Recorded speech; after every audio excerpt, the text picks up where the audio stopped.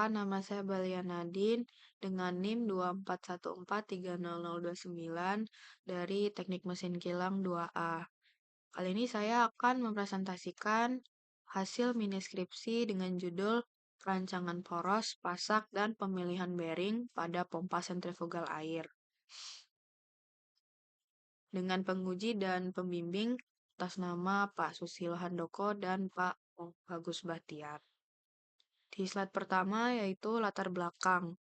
Berdasarkan literatur perencanaan elemen mesin, proses perancangan poros, pasak, dan pemilihan bearing perlu dilakukan melalui perhitungan yang mempertimbangkan beban kerja aktual, karakteristik material, serta standar desain yang berlaku.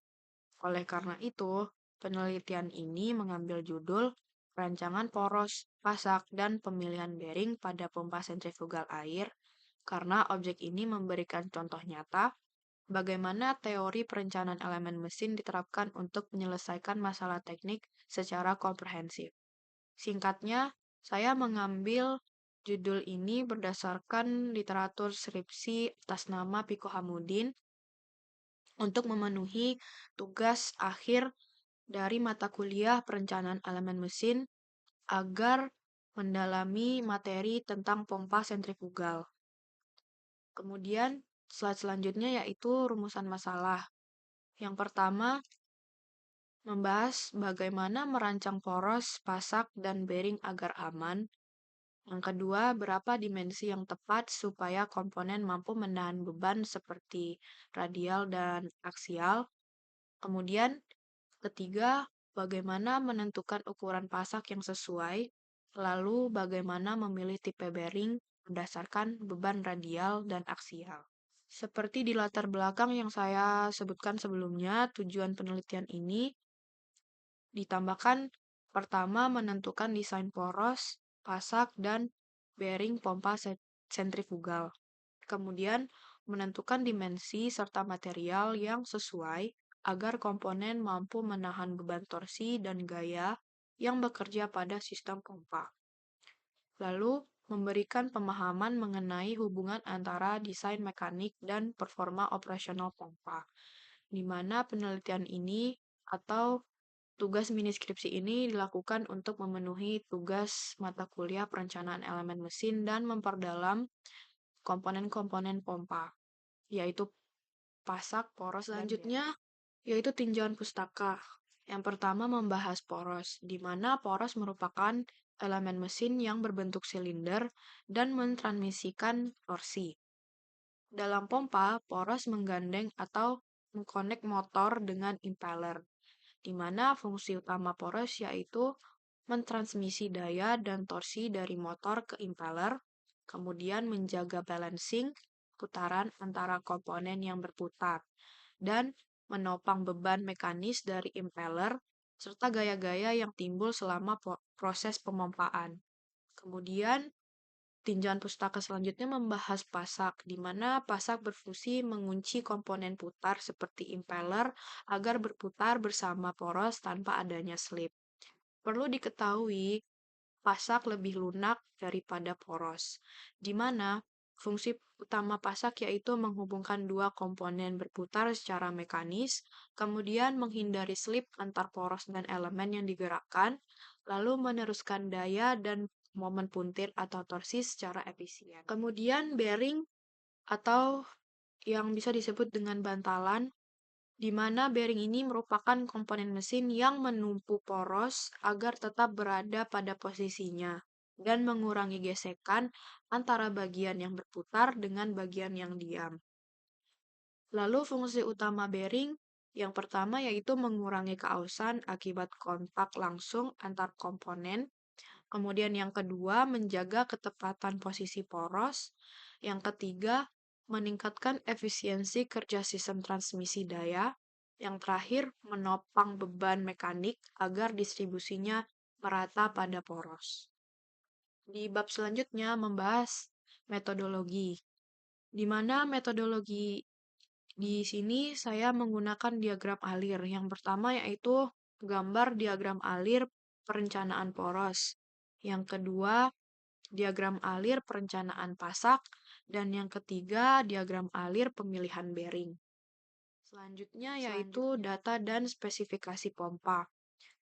Dari literatur skripsi cutting yang saya ambil, pompa yang dianalisis memiliki spesifikasi dengan debit 113,5 meter kubik per hour dan head sebesar 155 meter dengan putaran 2.980 rpm, densitas air sebesar 995,7 kg per meter kubik, serta efisiensi operasi sebesar 66 hingga 92%.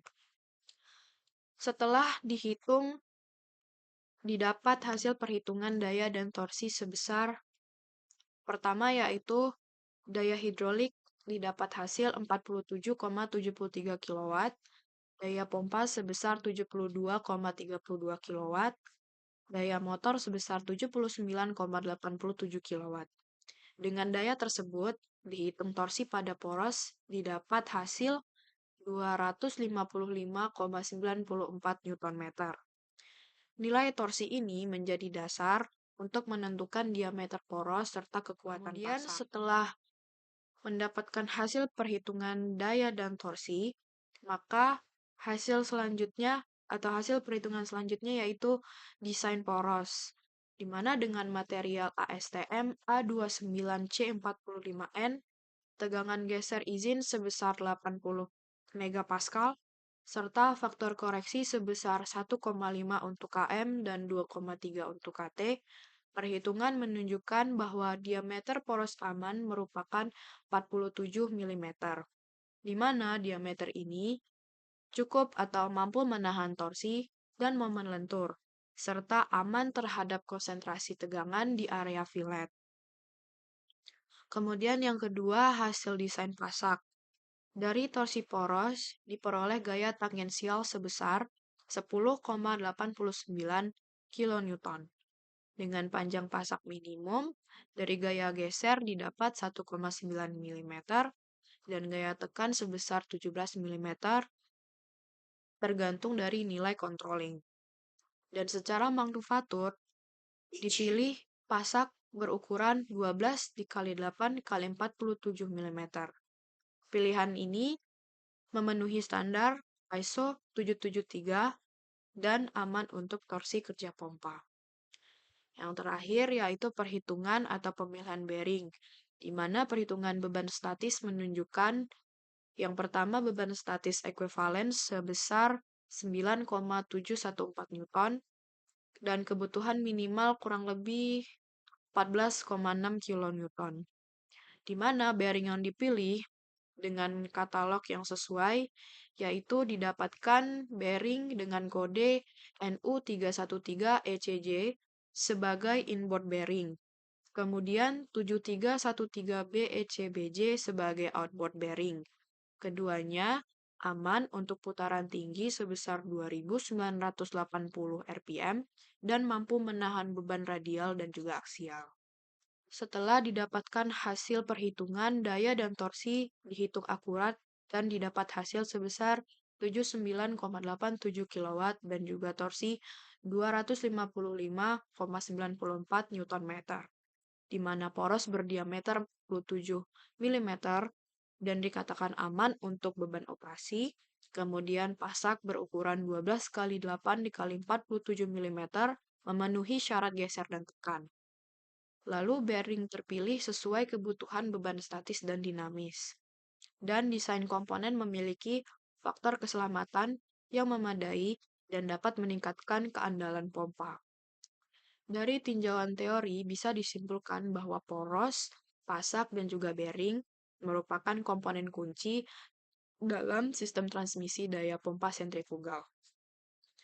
Poros menyalurkan torsi, pasak mengunci putaran agar tidak terjadinya slip, dan bearing menjaga putaran agar tetap stabil dengan menahan beban radial ataupun aksial.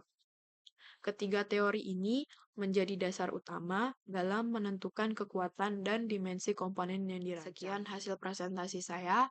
Apabila ada kekurangan kesalahan, mohon dimaafkan. Selamat sore.